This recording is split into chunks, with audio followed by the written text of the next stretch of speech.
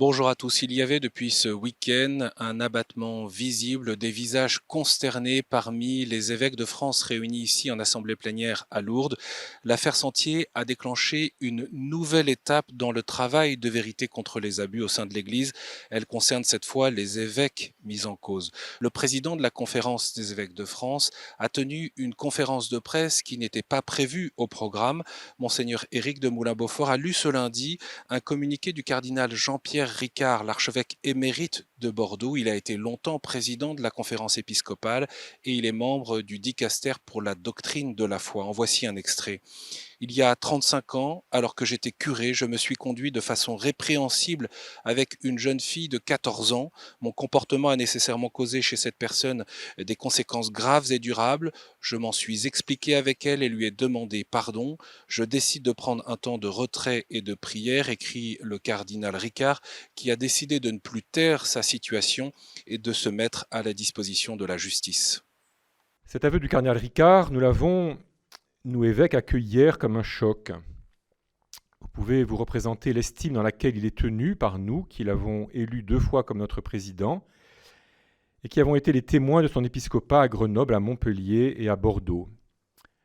Nous imaginons la stupeur des diocésains et de tous les catholiques de France. Ces derniers jours, les évêques de France se sont efforcés à identifier les dysfonctionnements, les insuffisances graves qui concernent le traitement des faits reconnus par Monseigneur Sentier lui-même, l'ancien évêque de Créteil. Une chronologie a été établie et rendue publique. Et à ce stade, Monseigneur de Moulin-Beaufort a livré interrogations et constats, parmi lesquels la nécessité de ne pas compter sur la personne coupable pour établir la vérité de ses actes, le fait qu'aucune enquête préalable canonique n'a été ouverte par Monseigneur Aupetit, alors que la congrégation pour la doctrine de la foi le lui demandait, ou encore parce qu'un évêque est un personnage public, alors les sanctions à son encontre devraient toujours être publiées. C'est ce que considère Monseigneur de Moulin-Beaufort, conscient néanmoins que la publication des sanctions dépend de l'autorité qui fixe la peine, Rome en l'occurrence pour les évêques. Pour rompre avec la culture du silence, le président de la conférence des évêques de France a évoqué les procédures présentes ou passées qui concernent d'autres évêques français.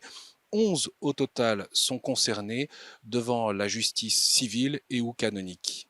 Il y a aujourd'hui 6 cas d'évêques qui ont été mis en cause devant la justice de notre pays ou devant la justice canonique et qui sont connus de vous, à qui s'ajoutent désormais Monseigneur Sentier et Monseigneur Ricard. 2 autres, qui ne sont plus en fonction, font aujourd'hui l'objet d'enquêtes de la part de la justice de notre pays, après des signalements faits par un évêque et d'une procédure canonique.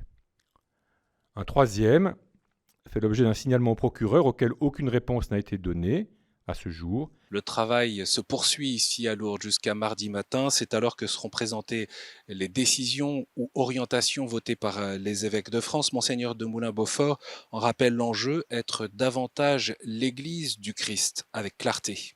Si l'Église est faite de pécheurs, elle doit veiller à ce que ces pécheurs n'usent pas de leur statut ecclésial pour faire du mal et atteindre particulièrement des personnes fragiles ou vulnérables ou rendues vulnérables. Au terme de son intervention, le président de la Conférence des évêques de France a salué le travail des médias, parfois décriés dans l'Église, ce travail qui aide à ce que la vérité se fasse, je le cite.